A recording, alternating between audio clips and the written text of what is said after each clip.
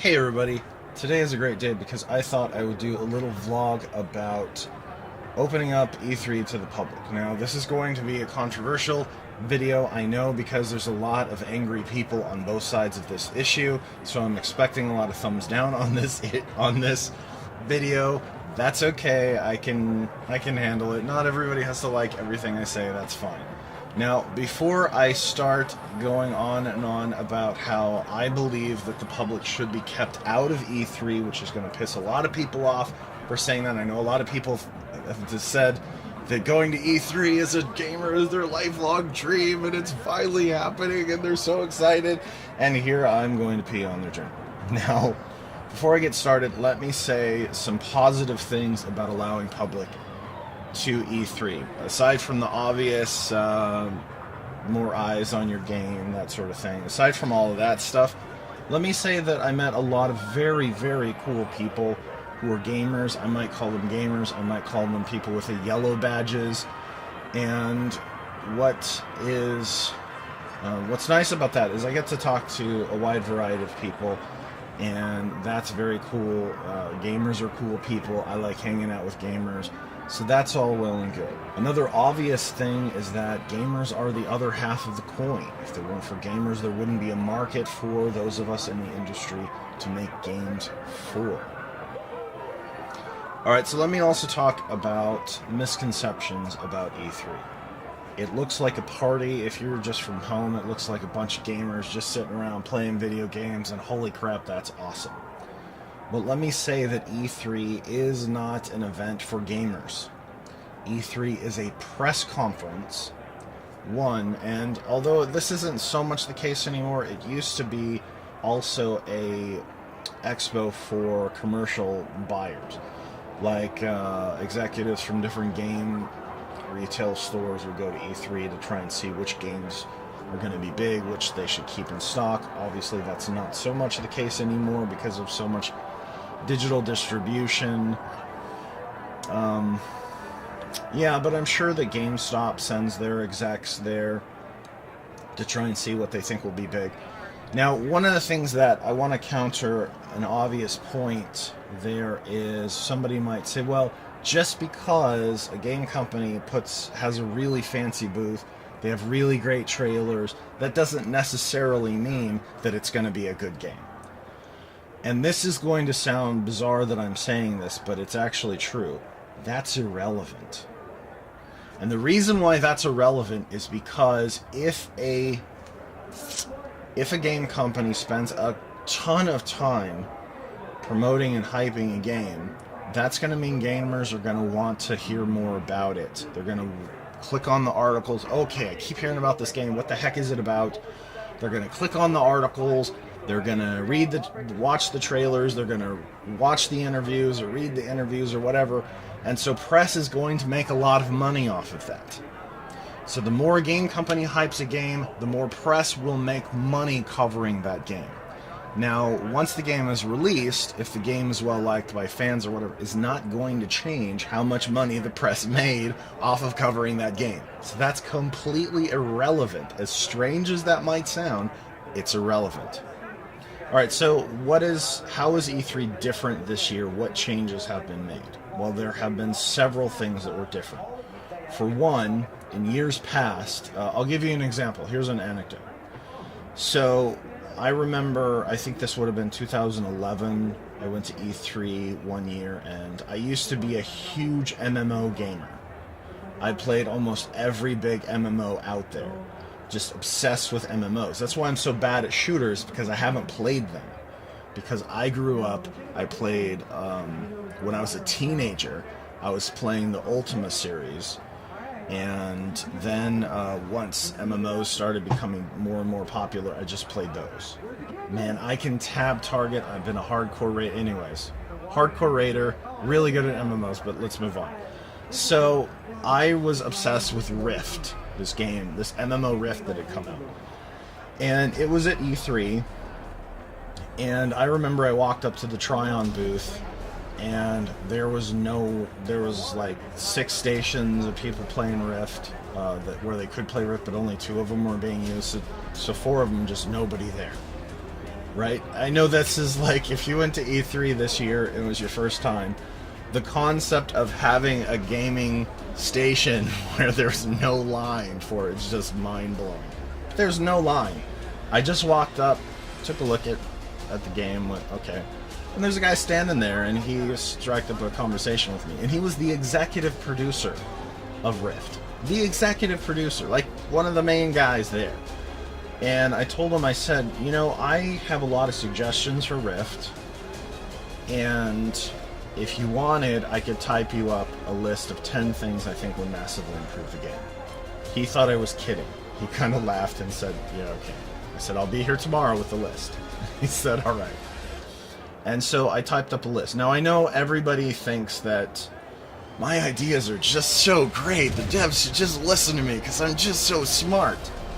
And you'd think that, yeah, everyone thinks that. And that's why they have a suggestion in the forums is to channel all the dumb gamers to spew out their ideas that no one will listen to just to get rid of them. Right? So I know that that's what it sounds like when I say, no, I had 10 really good suggestions for Rift. And I typed them up, and I showed up the next day at E3, and I handed it to him, and he's looking through these, and they're all stuff that could be implemented really, really simply. Like, to give you an example, Rift allowed you to change the way that your character looked without changing the gear. Now, World of Warcraft copied this, and World of Warcraft called it transmogrify, where you could take gear and then make your character look like it was wearing the gear that you had, even though you would wear better gear. So you'd look like you were wearing the cool looking gear, but you'd actually be wearing the gear with the better stats. And so Rift had that, and Rift allowed you to change your specs with macros. But what they didn't allow you is to change your costume with a macro command, and that was one of the suggestions. So there were little things that could easily be done. They weren't overhauling entire systems. And so he's looking through this and he's like, whoa, these are some actually really good ideas. These are things that I know we could implement really fast, and these are good suggestions. So another thing at E3 last year, as you guys know, I brought my camera there last year, and I ran into some famous people. I got video of me meeting SS Sniper Wolf. She is a YouTube gamer that has over 5 million subscribers. I walked past legendary game developer Tim Schafer, who made Full Throttle, the game which I played, the remastered version I made fairly recently. And I saw a couple of other YouTube gamers that I didn't get on camera. But in years past, there's been lots of famous people that have gone to E3. And you won't see that anymore. No, that's a thing of the past now, because those people don't want to get hounded. Another great thing about E3 in the past is, and this is what I was planning on doing, this was my strategy, and I couldn't do it because of this change. My strategy was I just wanted to go to booth and just kind of film me interviewing various people and say, you know, hey, tell me about your game, and, you know, go through the speech, and then get some B-roll footage of people actually playing the game. No. Could not do that this year. Yeah. So my whole strategy for E3 just wasn't going to happen. It would have worked every other year. I wish I would have done this last year, and my channel would probably be a lot further along. But yeah, not possible. Not possible this year. You had to book meetings in advance, which I did. I did book meetings in advance, and I got to sit in a couple of press rooms, more than a couple, but you know, it's just not the same of being able to go from booth to booth, talking to people, getting some gameplay footage. Even if I didn't play the game myself, just said, oh, okay, tell me about this game, and here's some B-roll footage of somebody playing it so you can see what it looked like. Yeah, you couldn't do that this year. Let me get to the bad part. I've kind of talked about the bad part, but let me talk more about the bad part of the public. Some of the other bad things that I've seen. The obvious. The lines were much longer, much more unruly. Lots of people bumping you as you're trying to walk along. It was a mess. Because the knowledgeable people that worked on games, because they would be harassed by gamers, like, oh hey, you should change this, and you need to unnerf this character, or you need to make this better, or whatever. They would be harassed, and so you didn't see them. You didn't see them on the floor at all. You would go to booths, and the people running the booths would be people that were hired just for that event, and they didn't actually work there. They didn't work for that company generally, and I saw a lot of that. I saw a lot of people that are like, that you go to talk to them about the game, and they're like, dude, I have no idea. I just know that I'm supposed to tell people to go that way. And so you couldn't get that face-to-face conversation. Now, that's not true of every booth, of course. Not every booth was the same, but that generally was the case from my understanding. I'd see some people that I did talk to a few people that were like quality assurance. They were game testers that were manning booths, and that's a little better. But I mean, like I said earlier, a few years ago, I went there and I talked to the executive producer of the game that was being expoed. The executive producer. Like, what more do you want? So, big difference. But one of the things, I guess this will be my final point, and it's kind of an obscure final point. But one of the things I also saw, which I think kind of summed up my feelings on this, is they have private rooms, which were all full, by the way. All the private rooms were full, and they were full of game developers who were hiding from the main floor, from the public, and they went up to the upstairs meeting rooms, and you could go in there and you could, if you had meetings with people, you could talk to the game developers one-on-one, in which I had several meetings with game developers, and I was shown off advanced gameplay of games still in development, one of which was the game Extinction, which I got some gameplay footage of, even though they told me not to. I'm not going to show what I saw, what I filmed, because I wasn't supposed to film it. I just wanted to film it for my use so I could have the notes for it, but I respect that they didn't want it shown just yet. But, for example, I'm walking around in there going, okay, which room is this one? Okay, that's where I'm supposed to go. Okay. And I couldn't believe this, but there were people with yellow badges up in the meeting rooms. Why the fuck are they up there? They can't get in there. They can't talk to anybody there. They're, whatever. There's no fucking reason for them to be up there. But they were up there. And this one guy was going around harassing people. Going, hey, you, did you work on this game? Because I've got great ideas for this game. I think you should do this, this, and this. And the guy's like, I work for Google. See my bat? I work for Google. I don't... Oh, no problem. Hey, you, did you work on this game? And I couldn't fucking believe there were gamers up there harassing people. And I'm just like, I can't believe it. And I think the best way to explain the whole letting the public into E3, the best way to explain it would be like this. Let's say you had the Oscars or the SAG Awards or something, and you have all these famous people there.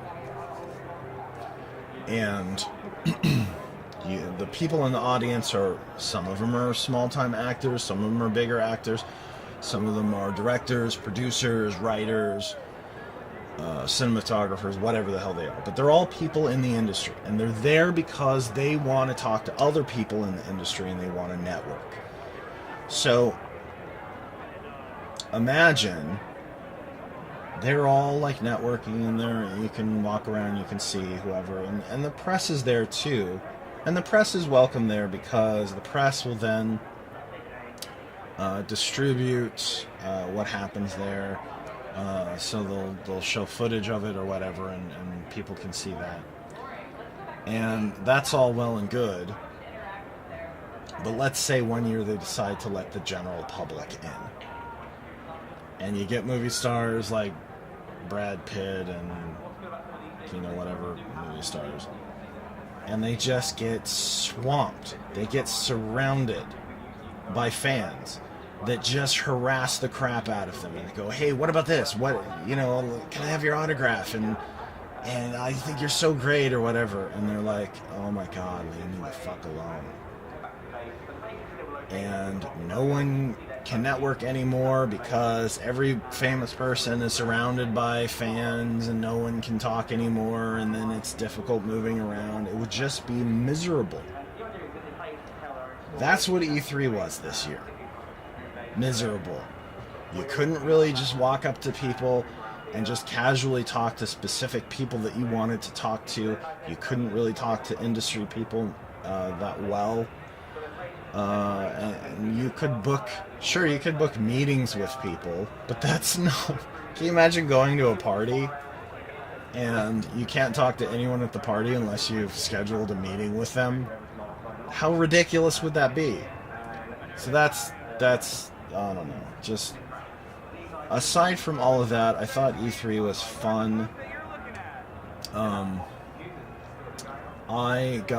I did go to some exclusive parties that were not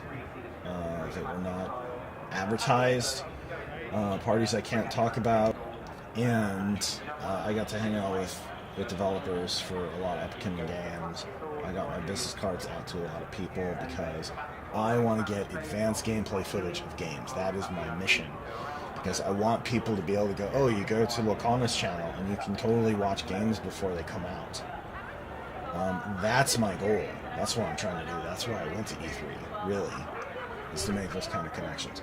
So anyways, that is my thoughts. If you are angry about what I said, which feel free to light up the comment section if you agree with what I said. I mean, the main point is there's already game conventions for gamers, like PAX. And you could say, well, we could use more things like PAX. That's fine. That's fine. But there's only one game convention like E3 that's specifically for media and for industry to network. That's it. Specifically for those reasons. Why on earth would we say, okay, this serves a valuable need, let's take it away and make it like something that's already being met? That would be dumb. Anyways, keep E3 like E3. That's my point.